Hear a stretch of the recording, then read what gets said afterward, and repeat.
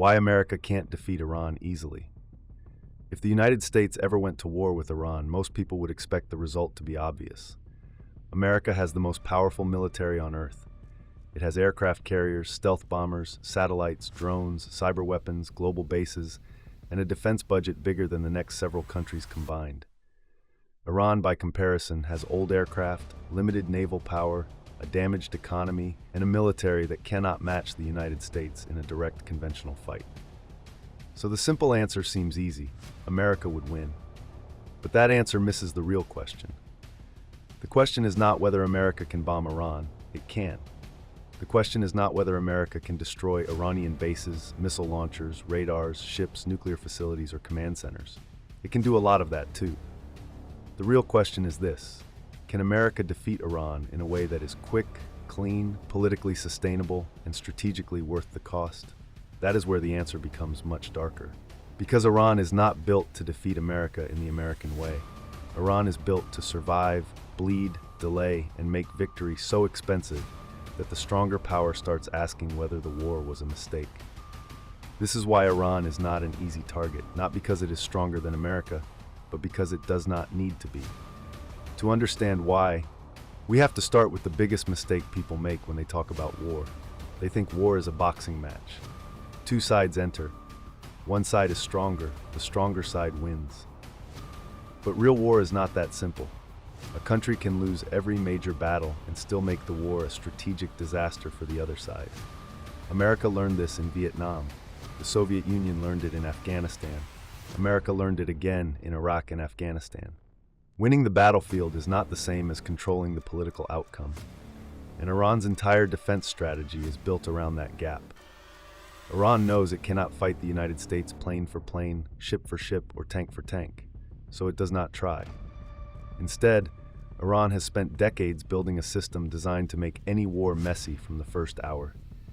Missiles hidden in mountains, drones that are cheap enough to launch in waves, fast boats that can swarm larger ships, naval mines that can turn a shipping lane into a panic zone, proxy groups across the region, underground facilities, dispersed command networks, and most importantly, geography. Iran sits beside one of the most important choke points on Earth, the Strait of Hormuz. This narrow waterway connects the Persian Gulf to the open ocean. A huge share of the world's oil and liquefied natural gas passes through it or depends on it indirectly. That means Iran does not have to defeat the US Navy to hurt the global economy. It only has to make the strait feel unsafe. That difference matters. A mine does not need to sink an aircraft carrier to create a crisis. A missile does not need to destroy a fleet to raise insurance costs. A drone does not need to win a battle to make shipping companies pause. One damaged tanker, one burning ship, one credible threat, and the cost of moving energy through the region can explode. This is Iran's first major advantage. It can create global pain with local tools. The United States can respond with overwhelming force. It can strike launch sites, escort ships, clear mines, deploy aircraft, and destroy Iranian naval assets. But every one of those actions takes time, money, and risk. And Iran's systems are not all sitting in one neat target folder. Some launchers are mobile, some are hidden, some are underground, some are placed near civilian areas, some can be fired, moved, and replaced. That turns the war into a hunt, and hunts are harder than strikes. A strike is simple. You know the target, you hit it. A hunt is different. You are searching for a moving enemy that only needs to survive long enough to fire again. This is why air power alone does not guarantee strategic victory. Bombing can punish Iran. Bombing can degrade Iran. Bombing can delay Iran's programs. But bombing does not automatically make Iran surrender, collapse, or lose the ability to cause trouble. In fact, bombing can sometimes do the opposite. It can unify a divided population around national survival. It can push a regime to escalate. It can make compromise look like humiliation. It can turn a limited war into a wider one. And Iran has another card: depth. Iran is not a tiny coastal state. It is a large country with mountains, deserts, cities, tunnels, military zones, and a population of roughly 90 million people. From the outside, people often imagine Iran as a set of targets on a map. A nuclear site here, a missile base there, a port, a refinery, a command center. But a country is not just a target list. If the goal is only to destroy specific sites, America can do that. If the goal is to force Iran to permanently stop being a regional threat, that is a completely different mission. That mission would require more than bombing. It would require coercion that actually changes Tehran's behavior. And if that fails, it raises the nightmare question.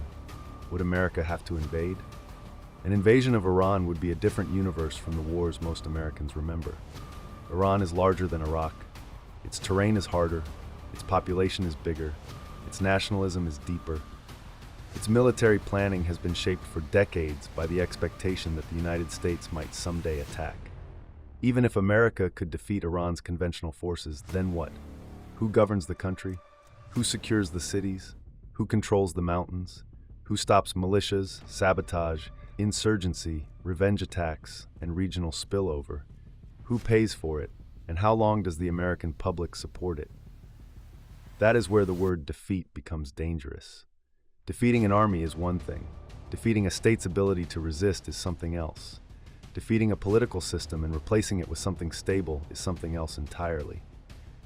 The United States can win the first kind of war. The second is much harder. The third can become a trap. Iran's leaders understand this. They do not need to make war painless for themselves. They only need to make it painful enough for everyone else. And that brings us to Iran's second major advantage: escalation options. Iran has spent decades building relationships with armed groups across the Middle East. Some are close partners, some are ideological allies, some are more independent. But together, they give Iran something very useful: reach. If Iran is attacked, the response does not have to come only from Iranian territory. Pressure can appear in Iraq, Syria, Lebanon, Yemen, the Gulf, the Red Sea, and against American partners across the region. This creates a problem for Washington. The United States may want a limited war. Iran may not give it one. A strike on Iran can lead to rocket attacks on U.S. bases, attacks on shipping, drone strikes on oil infrastructure, cyber operations, proxy escalation against Israel, pressure on Gulf states that host American forces. Suddenly, the war is no longer one front. It becomes a map full of fires. And even if each fire is manageable, managing all of them at once drains attention, air defenses, intelligence, logistics, and political patience. This is the logic of asymmetric war. Iran cannot match America's strength, so it attacks America's commitments. America has bases to protect, allies to reassure, shipping lanes to secure, energy markets to calm, air defense stocks to preserve, domestic voters to convince, global rivals watching for weakness. Iran has fewer global responsibilities. That gives it a strange kind of freedom. It can absorb pain that would be politically unacceptable for a U.S. administration. This does not mean Iran is invincible. Far from it. Iran has serious weaknesses. Its economy is vulnerable, its air force is old, its navy is not built for open ocean dominance.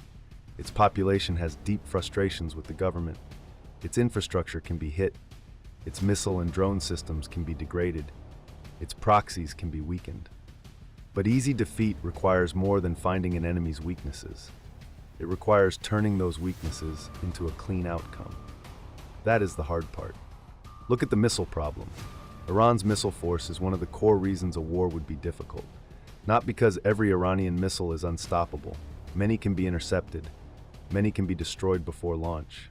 Some will fail, some will miss. But missiles do not need perfection when they are used for saturation, pressure, and deterrence. If Iran can launch enough drones and missiles at U.S. bases, oil facilities, ports, airfields, or ships, it forces America and its allies into a costly defensive game. Every interceptor costs money, every air defense battery has limits, every base has vulnerabilities, and every successful hit becomes political theater. A damaged runway, a burning fuel depot, a dead soldier, a ship on fire. These events change the debate instantly. They create pressure for escalation. Escalation creates more targets. More targets create more retaliation. And soon, leaders who wanted a short punitive strike are managing a regional war. This is the third reason Iran is hard to defeat. It can turn limited action into open-ended commitment. The United States is very good at starting wars with massive shock. It is less good at controlling what comes after. Iran's strategy is designed around the after. After the first wave of strikes. After the headlines. After the speeches, after the carrier groups arrive. What happens on day 10? What happens on day 30? What happens when oil prices rise? What happens when Gulf partners quietly ask America not to turn their countries into launch pads for a wider war? What happens when China and Russia exploit the distraction? What happens when American voters ask why another Middle Eastern conflict is draining money while domestic problems pile up at home? These are not battlefield questions. They are strategic questions, and Iran's entire position is built on dragging the war into that space. There is also the issue of regime survival. Many people assume that if Iran is hit hard enough, its government will collapse. Maybe, but maybe is not a war plan. Authoritarian systems can be brittle, but they can also become more brutal under attack. External war often gives regimes an excuse to crack down harder, accuse opponents of treason, and wrap themselves in the flag. A foreign bombing campaign can make people who hate their government still oppose the attacker. That is nationalism. And Iran has a strong national identity that is much older than the current regime. This is why regime change thinking is so dangerous. It assumes that destroying enough military targets will automatically produce a better political order. But history is full of examples where the old order breaks, and what comes next is chaos, civil conflict, or a power vacuum. For America, that would be the worst possible version of victory. The enemy weakened, but the region more unstable, the economy shaken, allies exposed, and the United States stuck managing consequences it did not want. This is why Iran does not need to win in the traditional sense. Its victory condition is survival. If Iran survives the war, keeps enough missiles, keeps enough influence, keeps the Strait dangerous, and convinces Washington that the cost of continuing is too high, then Iran can claim it resisted the world's strongest military. America's victory condition is much harder. America would need to define what success actually means. Is success destroying nuclear facilities? That may delay a program, but it can also motivate Iran to rebuild deeper and faster. Is success stopping missile attacks? That requires finding mobile launchers and hidden stockpiles across a large country. Is success protecting shipping? That requires constant presence in one of the world's most dangerous choke points. Is success ending Iran's regional influence? That requires changing political networks across several countries. Is success removing the regime? That opens the door to occupation, civil conflict, or a power struggle inside a country of 90 million people. The more ambitious the goal, the harder the war becomes, and the more limited the goal, the easier it is for Iran to survive and declare that America failed. That is the trap. America can hurt Iran badly without solving the Iran problem, and Iran can suffer badly while still denying America a clean win. This is also why comparisons with Iraq can be misleading. In 2003, the United States destroyed Saddam Hussein's military quickly. The conventional war looked easy, but the aftermath became the real war. Iran watched that lesson closely. Iran saw what American air power could do. It also saw what insurgency, roadside bombs, militias, politics, and patience could do. Iran's military doctrine evolved in the shadow of American power. It knows it cannot stop the first punch, so it prepared for the long fight after the punch lands. That means dispersal, redundancy, underground facilities, proxy networks, missile deterrence, naval harassment, cyber options, and a willingness to blur the line between peace and war. This is frustrating for a superpower because it denies the clean battle America wants. There may be no single decisive moment, no surrender ceremony, no destroyed capital that ends the problem. Instead, there is pressure, retaliation, escalation management, negotiations, sabotage, sanctions, and the constant risk that one mistake kills the wrong people and changes the whole war. So what would happen if America and Iran fought? The most likely outcome is not that Iran defeats America militarily. That is not realistic. America would dominate the skies. It would destroy many Iranian assets. It would impose enormous costs. Iran's navy would suffer. Its air defenses would be hit. Its command systems would be pressured. Its economy would be damaged. But that is not the same as easy victory. The more realistic danger is a grinding conflict where America wins tactically but struggles strategically. Iran absorbs damage, fires missiles, threatens shipping, activates partners, and waits for the cost-benefit calculation in Washington to change. Meanwhile, the world pays through energy markets, shipping disruption, regional instability, and political uncertainty.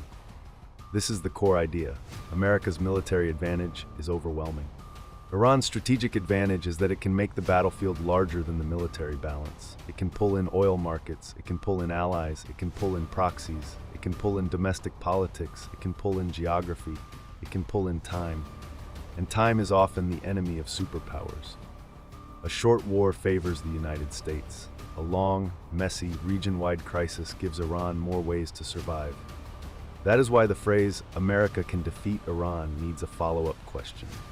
Defeat Iran how? For how long? At what cost? With what political end state? And what happens the morning after?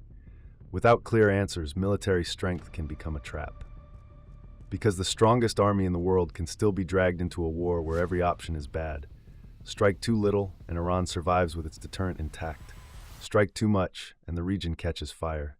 Invade, and America risks a nightmare larger than Iraq. Do nothing, and Iran's leverage grows. Negotiate, and critics call it weakness. Escalate, and the costs multiply. This is not a story about Iran being unbeatable. It is a story about the difference between power and control. America has power, a lot of it, but control is harder. Controlling the Strait of Hormuz is harder than sending ships there. Controlling escalation is harder than launching strikes. Controlling Iran's politics is harder than destroying its weapons. Controlling the aftermath is harder than winning the opening battle. That is why Iran cannot be defeated easily. Not because it can overpower America, but because it can make America choose between limited results and unlimited risk. And in modern war, that may be the most dangerous defense strategy of all. The lesson is simple, but uncomfortable. A superpower can destroy targets, it can punish enemies, it can dominate the skies, it can win battles that look spectacular on television. But if the enemy's goal is survival, disruption, and time, then victory becomes much harder to define. Iran understands this. That is why any war with Iran would not be a clean demonstration of American strength. It would be a test of American patience. And patience is where empires often bleed.